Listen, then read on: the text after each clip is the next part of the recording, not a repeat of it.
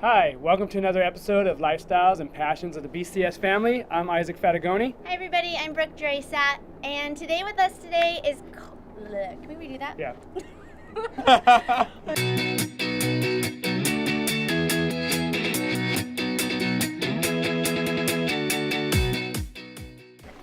Hi everybody, what's up? We're here for another episode of Lifestyles and Passions of the BCS Family. My name is Brooke J Isaac. I'm Isaac Fatigoni, and today we're here with Corey Corpodian, and we're going to talk a little about you today. So, you got a lot of stuff on your plate. I mean, you're an orthodontist, you're writing a book, you're into motivational speaking. Wow, I don't know how many things you got your hands into. How do you find time between all these projects and your personal life?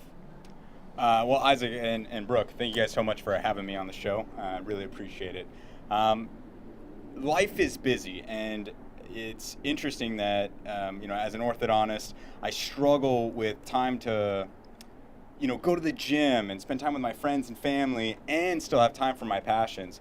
So a lot of times what I do is what I call monotasking. Mm-hmm. I get really focused on one area of life and I hit it as hard as I can for a period of time. Now that could be 4 hours in a day, that could be 2 or 3 weeks at a time. So I tend to split everything up into projects. So with my podcast, for instance, in about 6 weeks I did about 10 interviews. And I just did it as fast as I possibly could. I was all about podcasting. I went to a podcast event. I talked about podcasting. I learned everything I could about it so that now I just did an interview last week on Friday morning. Everything was all set up. I did the interview and then I just have to edit it and post it. That's it. So really it's about trying to focus our energy in gaining that momentum in things so that you can really accomplish a lot more in a shorter period of time. Wow. Yeah. Okay. Well, you've clearly done that. You became an orthodontist at the age of 26, 4 or 5 years ago. You've built the practice that you have today. You have more passions. I mean, you mentioned a couple, your public speaking, your podcast, you're writing in the middle of writing a book. So more passions than most people our age. I really respect that.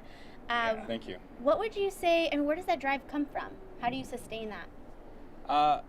In the beginning, I'd say there was a goal, and I wanted to be an orthodontist since I was a kid, but I probably said that same week that I wanted to be an astronaut or a firefighter. My dad and my mom really latched onto that. They really supported me in that, and that was a real career, and I kind of stuck with it. The end goal, really, when I was a kid, was I just want to make a lot of money, right? I just want to be successful. And what ended up happening was through life, just like anybody, things change. And I got that end goal, the ultimate goal that I had been working on for 10, 15 years. And I realized that that wasn't everything in life. And that I had all these passions and drives.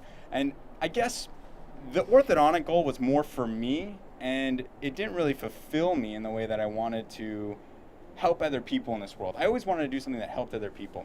And that's when I started getting into motivational speaking. At that level, I felt I was helping people so deeply. And that really drives me.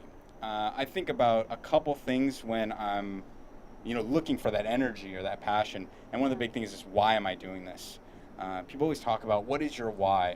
And people say, oh, I want to do it for my family or my friends. They get so comfortable, or it's almost as if their why becomes just normalized or generalized. They don't reconnect with it. I really reconnect with it a lot. For me, it's about creating the life that I want to live, the life that I want to create for my future family. And also, too, I look at people that are in pain, and I've been in that spot. I've been in that dark place. I don't want them to be there. Yeah. And it hurts me knowing that I've got this set of tools, all this knowledge, that I could bestow upon them, and they don't have it yet. So I've been trying to find avenues to be able to give that to people, and that really fulfills me. When someone says, you know what you said right there, that really clicked for me, and I'm such in a place where I'm in a rut, and I really just need to change my state in a moment. I need to shift my focus. And that one sentence that I said, they latch onto, and when they tell me that, that really brings me a lot of joy and fulfillment, and it brings back that fuel. I mean, every time I do it and I hear something like that, it just sets the fire bigger and bigger every single time. Yeah, I know what you mean. So helping others drives you and kind of helps fulfill that passion for you. Absolutely. Awesome. Wow. Well, I've seen you posting a lot more on social media lately about working out. I know that takes up a lot of your time, but it wasn't always like that. Because I met you 4 or 5 years ago through BCS football. You kind of disappeared for a little while and had to focus on your own things, which for the record, I 100% approve of. I think everyone needs to take time to find your own passions, find your own goals, and take breaks from your extracurricular stuff that can get in the way or not let you focus on that. But will you tell us a little bit about that? Because I know that's something you spend a lot of your time and energy on.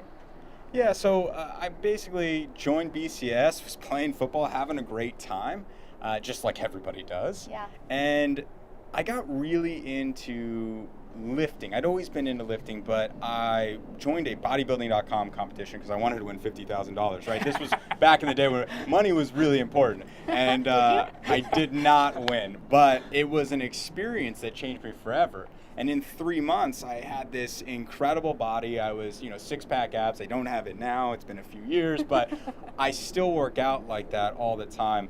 And it did. I had to pull away from a lot of the extracurricular activities, just like in anything, though. I mean, whether it's the gym, building a business, building a brand, starting a YouTube show, starting a podcast, whatever it is, speaking, you have to carve out time. And some of those things you end up sacrificing. The biggest thing I see is people don't want to sacrifice those things. They complain about they don't have that goal, like, competing in a competition, which I ended up doing. I ended up winning my first competition at the amateur level. Nice. Super cool experience. I went to the Southern California Championship, got second place and qualified for nationals, went to Vegas for nationals, got first call-outs, and that was an incredible experience. But people always ask about the gym. How did you find the time? Yeah. You don't find time. You have to make time. Back then, I'd wake up at 3:30 in the morning. Ouch. Yeah, I'd sleep 4 or 5 hours because that was the only way it was going to get done to that level. Just like we were talking about earlier with business. If I'm working on the project and I know that I need to come home and put in 6 more hours of work, I'll stay up till 3 in the morning. Yeah. And guess what? My girlfriend loves to encourage me to go to the gym. We're still waking up at 5:30 to go to the gym. I'm tired. I'm super tired. I might not be in the best mental state as usual. I might not be super happy, but I'm doing it, and I'll do it for 3 weeks if I have to, because that's what it takes to get things done. Wow, I like that. I like that. You don't find time, you make time. Wow. It's the only way to do it. I like that. Yeah, and you hit the nail right on the head. This kind of a drive isn't necessarily for everyone, but you said it's when people are complaining. So when you're complaining about how things are or not, like that's when you really have to just get into action. I think that it's important to know that people make time for everything in their life, right? I just happen to make time for some of my passions, which are easily kind of categorized, right? Podcasting, writing a book, my orthodontic career, speaking. Those are things that I've made accomplishments in, but a lot of people make tons of time for their friends and family. Yeah. And they've got great relationships. I'm fortunate enough that I have some really good friends and I've got some great relationships. But a lot of times my friends will be, I haven't seen you in 3 weeks. Where you been? But they understand. They understand that I'm working towards this. So people make time for what's important to them, and they just tend to make time more for having fun. And I've been there too, where you're so tired. You've just been working hard. Like maybe at the end of a season, and you're like, these 2 weeks, hey, I'm done. Like I'm taking vacation. And I do that too. But it's just interesting when people complain about not having what they want, and yet they don't carve out any time in their day. Yeah. Interesting. I hear that. Well, one of the things that we're doing with this YouTube series is we want to ask how can the BCS family support you and what you're up to right now? Well, that's awesome. So like we were talking about, I started a podcast. It's called the Unleash Success Podcast. Everything in my life, I've shifted to just helping people figure out the fastest way to accomplish their goal, whatever it is, whether it's in business, in health, fitness, relationship, building wealth, whatever you want. And so this podcast is all about interviewing people that have been successful and really breaking down the strategies and tools for the secrets of success that they've had and giving you real action items that you can get real results. So, I mean, one of the biggest things you guys can do is just go to iTunes and subscribe to the Unleash Success podcast. Listen to it. Let me know what you think. If you think it's good, I'd love a 5-star rating, of course. That's how we get more people involved. That's how we always get more people interested in this content, because I'm just trying to help share these incredible tools with everybody. Yeah, totally. Well, you've had some impressive names on your list, so I'm excited to hear your whole series as they start coming out. It's been so much fun so far. I can't wait. We can't wait to see what Corey Corpodian's got in the future, for sure. Cool. I appreciate it. I love it. Well, we love having you part of the BCS family. I'm glad you're back out there this season, running around this. You guys are on the same team, aren't you? Yeah. Yeah. Did you forget? I know I haven't really done a whole lot. I had an interception last game. I was kidding. But that was about it. I'm kind of I'm not old. there. I'm old. I can get away with stuff like that. Oh, too much fun. Oh, that's awesome. Well, good. Well, like I said, happy to have you both in the BCS family. You guys So much are fun. some of my favorite people.